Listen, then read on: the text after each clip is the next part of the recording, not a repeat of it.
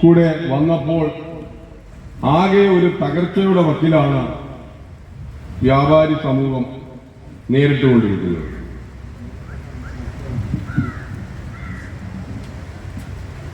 നമ്മുടെ മന്ത്രി വരുന്നുണ്ട്. ആകെ തകർന്ന് തരിപ്പണമായ വ്യാപാര മേഖലയെ രക്ഷിക്കാൻ കേരള വ്യാപാരി വ്യവസായ ഏകോപന സമിതി മുന്നോട്ടെടുത്ത തീരുമാനം. ഒരു പെണ്ണൊച്ചെന്നെ കാണാം, പുത്തൂരക്കാണ്ടുള്ളതാണെന്ന് തോന്നുന്നത്.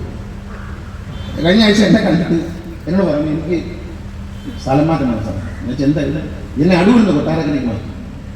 ഈ പവിത്ര വിസരത്താണോ പിന്നെ എനിക്ക് തോന്നുന്നു നമ്മുടെ വെണ്ടാരം അവിടെ എവിടെയാണ്. ഈ കുട്ടി പറഞ്ഞു എനിക്ക് സ്ഥലം മാറ്റം വേണം. ചെറുപ്പക്കാരിയാണ്, 2 കുഞ്ഞുങ്ങളുണ്ട്. ഞാൻ പറഞ്ഞാൽ എങ്ങോട്ട് സ്ഥലം മാറ്റം വേണം? അത് പറഞ്ഞു ഞാൻ ഇപ്പോൾ ഇവിടെ കൊട്ടാരക്കര. എവിടെയായിരുന്നു ഇതിന് മുമ്പ്? അടൂർ തന്നെ കൊട്ടാരക്കരയ്ക്കാണ്. ഞാൻ കൊട്ടാരക്കര എന്നല്ലയോ വെണ്ടാറ് കൂടെ എളുപ്പം. അല്ല അതല്ല സാറേ, എനിക്ക് ഡിസ്ട്രിക്ട് ഓഫീസിലേക്ക് സ്ഥലം മാറ്റാം. അപ്പം ഞാൻ ഈ മന്ത്രിയായിട്ട് വന്ന് അത്ര ശ്രദ്ധിച്ചില്ല. ഈ ഡിസ്ട്രിക്ട് ഓഫീസുകളാണെന്ന് എനിക്ക് മനസ്സിലായി. ഞാൻ വിചാരിച്ചു കൊല്ലം ഡിസ്ട്രിക്ട് ഓഫീസ് കൊല്ലത്തായിരിക്കും വിചാരിച്ചു. ഞാൻ പറഞ്ഞു കൊല്ലത്തോട്ട് വേണം. ഞാൻ തന്നെ കൊല്ലത്ത് അല്ല സാറേ, ഡിസ്ട്രിക്ട് ഓഫീസ് കൊട്ടാരക്കര തന്നെ. അപ്പോൾ ഞാനും അപ്പോൾ ഇതല്ല വ്യത്യാസം. ഇതാകുമ്പോൾ അവിടെ ആകുമ്പം 5 മണിക്ക് വീട്ടിൽ പോകാൻ ജോലിയില്ല. ഇതാകുമ്പോൾ ഞാൻ ഈ കൊച്ചു പറഞ്ഞ കേട്ടാൽ എനിക്ക് ഇഷ്ടപ്പെട്ടു. പിറ്റേ ദിവസം KSRTC MD വിളിച്ച് സംസാരിച്ചിട്ട് ഈ ജില്ലാ ഓഫീസ് അങ്ങ് നിർത്തി, ജില്ലാ ഓഫീസ് അങ്ങ് നിർത്തി. അപ്പോഴാണ് മനസ്സിലായി ജോലിയില്ല, കുറച്ച് ആൾക്കാർ ജില്ലാ ഓഫീസിൽ ഇരിപ്പുണ്ട്. ഇന്നും 2 കണ്ടക്ടർമാർ രാവിലെ നടത്താറ് അവർ അഭിനന്ദനം പറയാറുണ്ട്. ജില്ലാ ഓഫീസ് നിർത്തിയത് നന്നായി എന്നാണ് KSRTC ജീവനക്കാർ പറഞ്ഞത്. ഈ കൊച്ചെന്തോ ഉപകാരം ചെയ്ത KSRTC കാരണം വെറുതെ കാശ് വാങ്ങി കുറേ ആൾക്കാർ വെറുതെ സ്ഥലം മാറ്റം ചോദിച്ചു വന്നതുകൊണ്ട്, ഈ കൊച്ചു സ്ഥലം മാറ്റം ചോദിച്ചു വന്നതുകൊണ്ട് മാത്രമാണ് ജില്ലാ ഓഫീസ് നിർത്തിയത്. ജില്ലാ ഓഫീസിൽ ഇങ്ങനെ സൂചിച്ചുകൊണ്ടിരുന്ന എല്ലാവരും മനസ്സിലാക്കുക.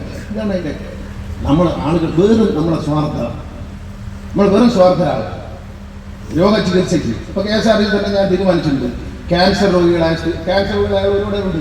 സ്ത്രീകൾക്ക് മുഴുവൻ KSRTC ജീവനക്കാരികൾക്ക് മുഴുവൻ ജീവനക്കാർക്ക് മൊത്തം ക്യാൻസർ ഘട്ടം ഘട്ടമായി ക്യാൻസർ പരിശോധന ക്യാമ്പ് വയ്ക്കാം.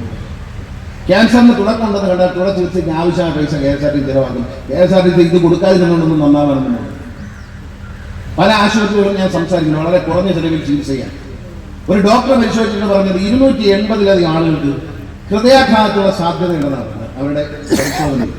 അതുകൊണ്ട് കേരളത്തിലെ മുഴുവൻ ജീവനക്കാർക്ക് ഞാൻ ഇന്നലെ പ്രഖ്യാപിച്ചിട്ടുണ്ട്, എല്ലാവർക്കും തെരഞ്ഞെടുപ്പ് പ്രഖ്യാപിക്കുമ്പോൾ ഞാൻ പ്രഖ്യാപിച്ചു, എല്ലാവരുടെയും ആരോഗ്യം ഒരു ഫുൾ ചെക്കപ്പ് നടത്താൻ പോകും. ആരോഗ്യത്തിന് ദോഷമുള്ള ബൈപ്പാസൊക്കെ ഉണ്ടെങ്കിൽ നമ്മൾ ചില ഹോസ്പിറ്റലുമായിട്ട് എൻ്റെ വ്യക്തിപരമായ ബന്ധത്തിൽ ഞാൻ സംസാരിക്കുകയാണ്. ഒരു കുറഞ്ഞ റേറ്റിൽ ആൻജിയോഗ്രാമോ ആൻജിയോപ്ലാസ്റ്റി എന്തെങ്കിലും ചെയ്യാനുള്ള നടപടികളാകും. ഇത് ജീവിച്ചിരിക്കണ്ടേ? കഴിഞ്ഞ ദിവസം കൊട്ടാരക്കരയിൽ വണ്ടി ഓടിച്ചു പോയൊരു മാനന്തവാടിക്ക് പോയ ഡ്രൈവർ വണ്ടി ഒതുക്കിയിട്ടിട്ട് അതുകൊണ്ട് ഇറങ്ങി ഹാർട്ട് അറ്റാക്ക് ഉണ്ടെന്ന് വെച്ചു. മരണം എന്ന് പറയുന്ന ആർക്കും എപ്പോഴും തുടങ്ങുക. അത് ആരുടെയും തെറ്റുമല്ല, ആരുടെയും അവകാശമല്ല. എനിക്കില്ല എന്ന ചിന്ത വേണ്ട, എല്ലാവർക്കും ഉണ്ട്. ലോകത്ത് ചിരഞ്ജീവിയായത് ഒന്നുമില്ല. ആ ദിവസങ്ങളിൽ അദ്ദേഹം ആദ്യം നിര്യാതനായതിൻ്റെ പിറ്റേ ദിവസം അദ്ദേഹം വീട്ടിലേക്ക് വന്നു. ഞങ്ങൾ ഒരുമിച്ചിരുന്ന് ഒറ്റയ്ക്കിരുന്ന് മുറിയിലിരുന്ന് കുറേ കാര്യങ്ങൾ സംസാരിച്ചു. അദ്ദേഹം എന്നെ ചേർത്ത് പിടിച്ച് പറഞ്ഞത്, ജോജോ ഒറ്റയ്ക്കല്ല, എന്ത് കാര്യം എപ്പോഴുണ്ടായാലും വ്യക്തിപരമായി ഞാൻ കൂടെ ഉണ്ടാകും എന്ന് അദ്ദേഹം പറഞ്ഞത് ഞാൻ ഓർക്കുന്നു.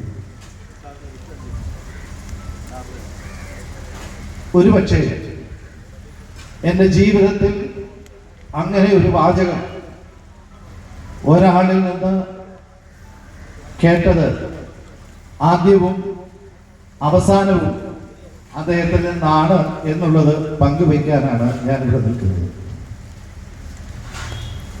ഞാനിത് പറയുമ്പോൾ അല്പം വികാരാധീനനായെങ്കിലും ഞാൻ പറയട്ടെ, അന്നു മുതൽ ഇന്നു വരെ ഏറെ ഞങ്ങൾ തമ്മിൽ പങ്കുവയ്ക്കാത്തതായ സ്വകാര്യ സംഭാഷണങ്ങളിൽ പങ്കുവയ്ക്കാത്തതായ യാതൊരു രഹസ്യങ്ങളും എൻ്റെ ജീവിതത്തിലോ അദ്ദേഹത്തിൻ്റെ ജീവിതത്തിലോ ഉണ്ട് എന്ന് ഞാൻ വിശ്വസിക്കുന്നില്ല.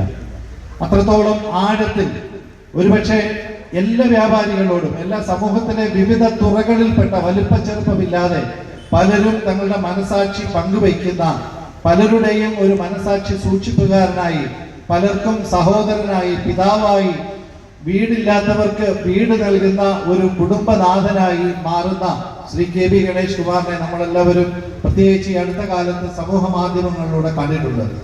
ഒരുപക്ഷെ അവിടെയൊന്നും കാണാത്ത ഒരു മുഖമാണ് ഞാൻ നിങ്ങളുടെ മുമ്പിൽ വരച്ചു കാട്ടിയത്.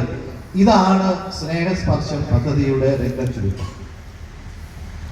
ഞാൻ പറഞ്ഞല്ലോ, ഒരു കുടുംബത്തിന്റെ വേദനയുടെ നാളുകളിൽ അവരോടൊപ്പം ചേർന്ന് നിങ്ങൾ ഒറ്റയ്ക്കല്ല എന്ന് പ്രഖ്യാപിക്കുന്ന ഈ പദ്ധതി വിജയിപ്പിക്കുക, ഇത് തുടർന്ന് കൊണ്ടുപോവുക, വിജയകരമായി ഇതിനെ മുന്നോട്ട് നയിക്കുക എന്നുള്ള ഉത്തരവാദിത്വമാണ് നമുക്ക് ഓരോരുത്തർക്കും ഉള്ളത്. ആ ഒരു ഉത്തരവാദിത്വത്തിൽ നമ്മൾ ഓരോരുത്തരും യൂണിറ്റ് മേഖല